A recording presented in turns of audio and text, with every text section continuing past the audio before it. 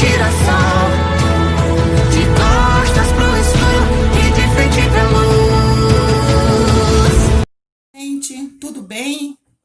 Boa tarde. Eu quero, em primeiro lugar, pedir desculpas a vocês, porque esses dias todos eu não tenho postado um vídeo muito legal, de qualidade. Eu estou postando dois assim, meu neto fez assim muito rapidinho. Mas hoje eu queria conversar com vocês a respeito da direção desse vídeo. Eu estou pensando em seguir essa diretriz, porque eu sou uma pessoa, como a minha irmã, que eu vou muito falar nela, a Josiette, ou Big Mama, ou Etinha para mim, Big Mama para muitos.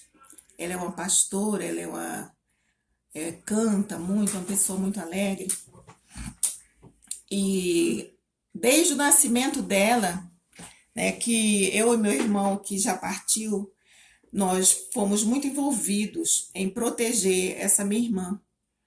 E eu comecei a observar que, na verdade, ao longo do tempo, desde criança, eu tenho uma história de superação e, ao meu ver, é uma história muito bonita, porque o sofrimento não me tirou a alegria de viver, sabe? A vida não me levou, não me tornou uma mulher amarga, nada disso. Então, eu gostaria de compartilhar com vocês essa minha história, e cada vez eu vou contando um pouco, né? Então, a última vez que eu falei sobre a minha família e a minha vida, eu falei sobre o dia que minha mãe foi para o hospital ganhar essa minha irmã, que ela teve um problema, ficou internada há muito tempo, teve uma infecção, basicamente escapou por um milagre. Eu me lembro até o nome da casa de saúde em Maceió, era Santa Mônica, e eu acho que até hoje existe essa maternidade lá. Então, logo depois que minha irmã nasceu, passaram assim um ano e dois meses, mais ou menos por aí. Aí nós morávamos em uma casa, ela tinha 3 quartos. Então eu dormia em um quarto com a minha avó, mãe da minha mãe, e meu irmão dormia em outro quarto com a minha avó, mãe do meu pai, que morava conosco.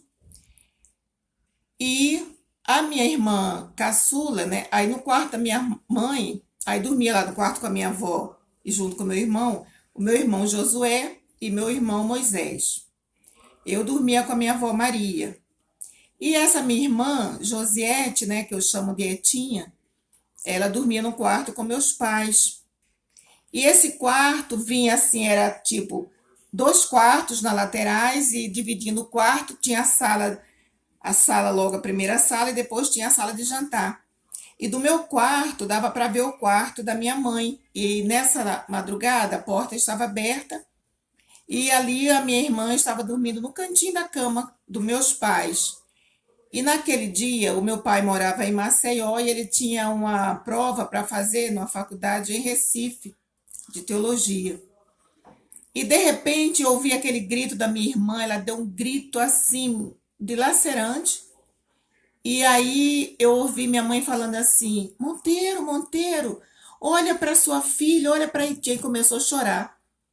Aí eu fui para o quarto, né? Porque eu, desde pequena, eu sempre fui muito apegada à minha família. E eu corri para o quarto para ver o que estava acontecendo. E quando eu cheguei lá, eu vi minha irmãzinha, parecia mesmo uma bola. Eu já vi uma vez uma foto de um tatu, e o tatu ele virava uma bolinha só coberto por aquela coraça. E a minha irmã estava ali, aquela bolinha. E minha mãe tinha acabado de dar mamar a ela. Foi uma coisa assim súbita mesmo. Aí 4 horas da manhã, daí um pouco meu pai muito chorou, daí um pouco meu pai se arrumou e falou assim: eu preciso pegar o ônibus que vai passar às 5 horas da manhã, porque eu tenho prova, eu não posso deixar de ir. E a minha mãe falou: mas Monteiro, como é que você vai viajar e vai deixar a sua filha nessa situação? Aí o meu pai, ele era um homem de muita fé, e ele falou assim: olha, ele chamava minha mãe de nega, falou: olha, nega, eu preciso ir fazer isso. Se eu ficar e minha filha tiver que partir, eu não vou impedir. E eu vou hoje e volto ainda hoje no último ônibus para Maceió. E ali ele orou pela minha irmã. e clamou a Deus pela vida dela e profetizou que a minha irmã ia ser curada. Aí falou: Senhor, tu sabes que eu preciso fazer essa viagem. E minha filha, eu deixo ela a teus cuidados. Aí tá. Aí o dia amanheceu. Esse lugar é Santa Luzia do Norte, em Maceió. O dia amanheceu, aí minha mãe foi. Nós tínhamos o vizinho que era um. Ele era. Não era juiz, não, ele era depois de juiz. Doutor José Faustino. Aí veio a esposa dele, a Nazinha, e as vizinhanças começaram a chegar lá em casa. Aí a minha mãe pegou e falou assim: eu pequena, minha irmã fez 50, não sei, 55, 52. A diferença ia fazer 10 anos, eu ainda ia fazer 10 anos. E meu irmão ia fazer 9. E não tinha condução. E o doutor José Lobo, ele era irmão do Zagalo, José Lobo Zagalo. Ele era médico e era dono de uma fazenda, fazia cachaça, aquele cheiro, alambique. E ele era um médico da localidade assim, simplesmente ele fazia uma ação, né, filantrópica, porque ele não recebia salário de ninguém.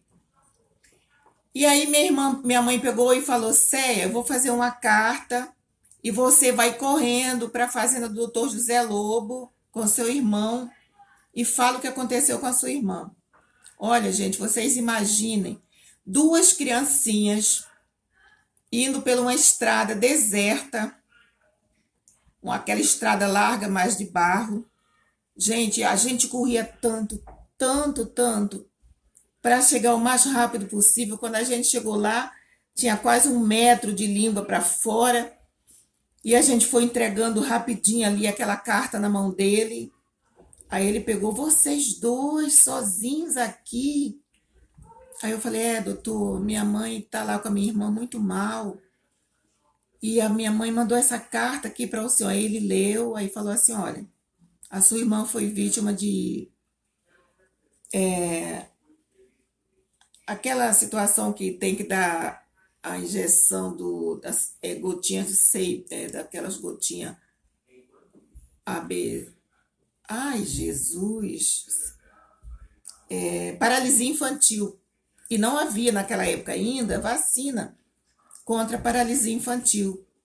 E ele falou: bem, como a sua irmã foi afetada dessa forma toda, infelizmente, crianças, eu vou ter que falar a verdade aqui para você falar com a mamãe, mas a sua irmã não vai ter cura. Vocês vão ficar sem a sua irmã. Mas, em todo caso, eu vou dar essa caixa de remédio aqui para sua mãe dar ela, e escreveu lá de 8 em 8 horas. Bactrim. Não, nunca esqueça, era Bactrim. Mas eu estou dando, só que esse remédio não vai resolver nada não, mas eu estou mandando. Manda a mamãe dar para ela. Na verdade, a língua da minha irmã, ela enrolou, parecia a língua de papagaio. Não sei se vocês já observaram que a língua de papagaio ela é uma bolinha dentro da boca. E eu observei isso logo de imediato, que a minha irmã teve esse problema. Até para ela respirar, deglutir, era complicado, não tinha como. Ela perdeu todas a movimentação do corpo. E ali, da mesma forma que nós fomos, nós voltamos correndo, e quando chegamos lá em casa, o quarto cheio de gente e tal. E ali a minha mãe começou a empurrar aquilo com uma ajuda de uma colherzinha bem pequenininha, empurrando até a garganta e vendo e levantando para ver se ela conseguia. Na verdade, o que aconteceu? Minha irmã, ele falou assim: a sua irmã tem que sobreviver pelo menos 24 horas. Passaram-se a 24 horas, minha irmã estava respirando com muita dificuldade, ela era muito branquinha, ela ficou escura. Ali ela começou a ir clareando a pelezinha dela, e ali ela andava tudo, ela falava tudo, ela era muito inteligente mesmo, numa idade muito precoce, né? Mas ela era muito inteligente. E o meu pai e minha mãe clamando a Deus pela vida da minha irmã, minhas vó, né, as minhas tias. E ali passou um dia, passou 2. Aí ela começou a esticar, a linguinha dela começou a mexer melhor. Ali começou minha mãe a colocar líquidozinho para ela ingerir e aquele cuidado e tal. Gente, vocês acreditam que aí minha irmã começou a fazer tudo de novo, aprender a andar, né, aprender a se comunicar um pouquinho mais com as pessoas, direcionar o olhar para o lugar certo que ela queria. E eu via aquilo assim a cada dia, e eu com a minha pouca idade, eu ficava atônita vendo aquilo ali. Mas eu já entendia que ali existia algo sobrenatural, que não era medicamento, não era nada, era simplesmente o cuidado de Deus. A minha irmã começou a ficar em pé, as perninhas fracas, a gente tinha que segurar, senão ela caía. E ali ela foi se fortalecendo, mas foi através do médico dos médicos, que se chama Jesus.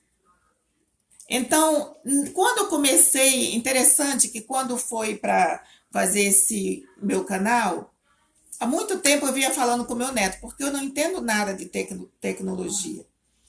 E eu tenho um neto, fez agora 15 anos, meu bebezão, Vitinho.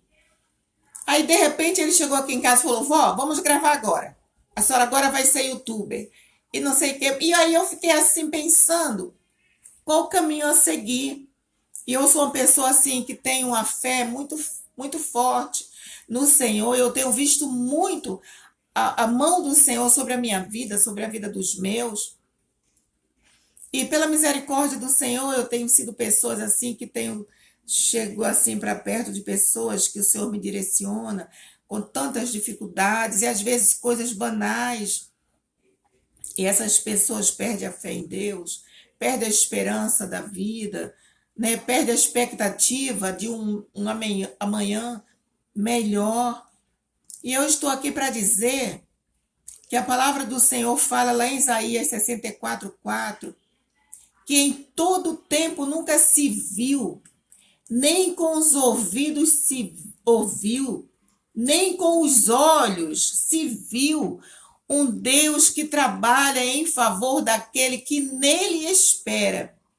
E nesse exato momento que eu me sentei aqui para gravar esse vídeo, eu não estava nem tendo, diante do Espírito Santo de Deus, eu não estava nem atentando para que naquele exato momento, há 53 anos atrás, a oração que meu pai fez ali pela minha irmã, ela foi levada ao trono de Deus naquele exato momento. Porque foi aquela oração do meu pai que surtiu efeito tão grande. Hoje em dia, minha irmã é uma pregadora muito conhecida, canta, né? É uma pessoa conhecida até fora do Brasil, né?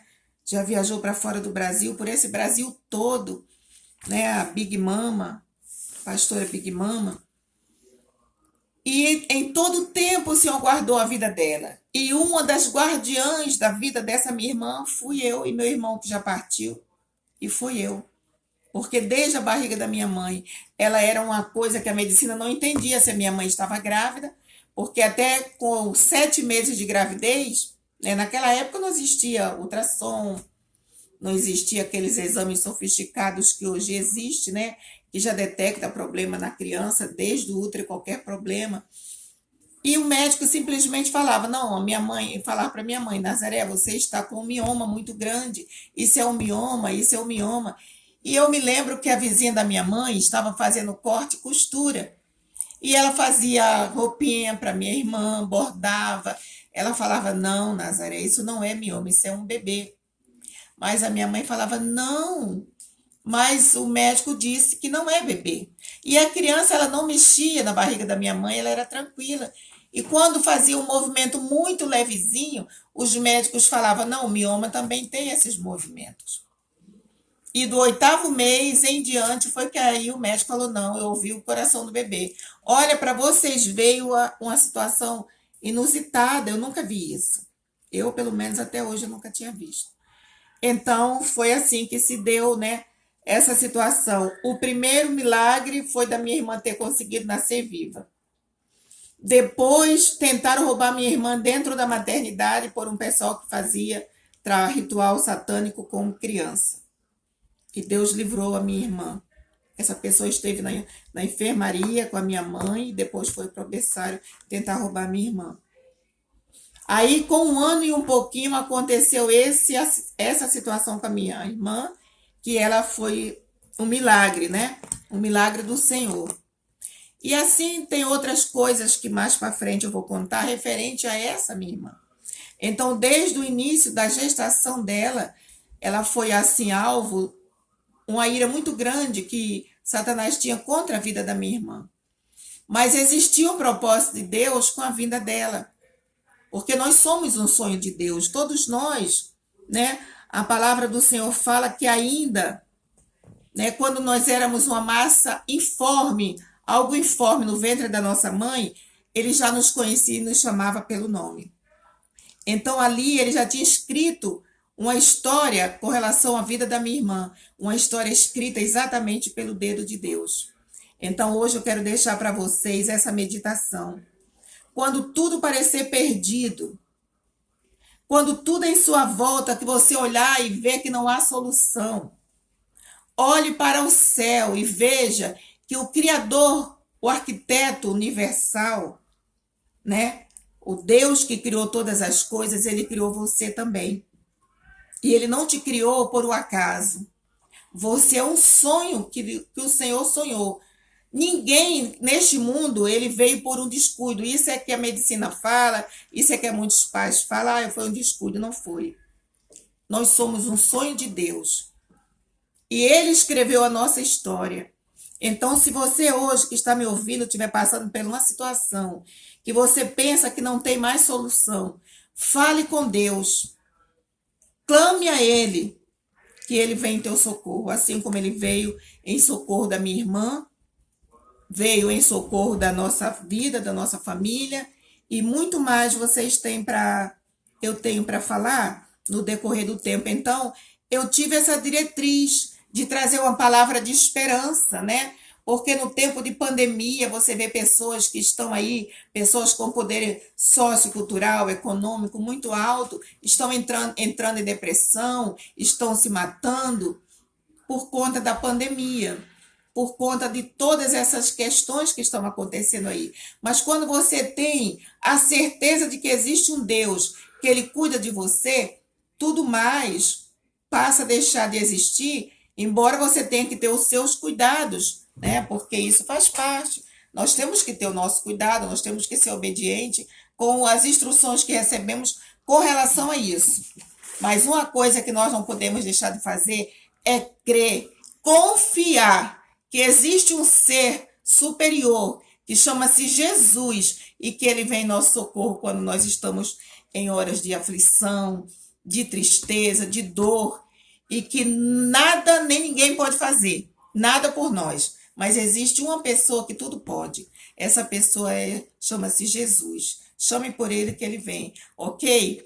Então, muito obrigada. Tudo de bom para você. Se você gostou, você se inscreva, tá? Nós vamos estar trazendo, assim, sempre palavra de conforto e uma demonstração que eu vivi de superação, tá? Deixa seu like aí, se inscreva, avise para as pessoas que de repente estão passando por esses problemas, que eu tenho uma história para contar, mas não é a história que eu ouvi, é a história que eu vivi, ok? Obrigada, tchau.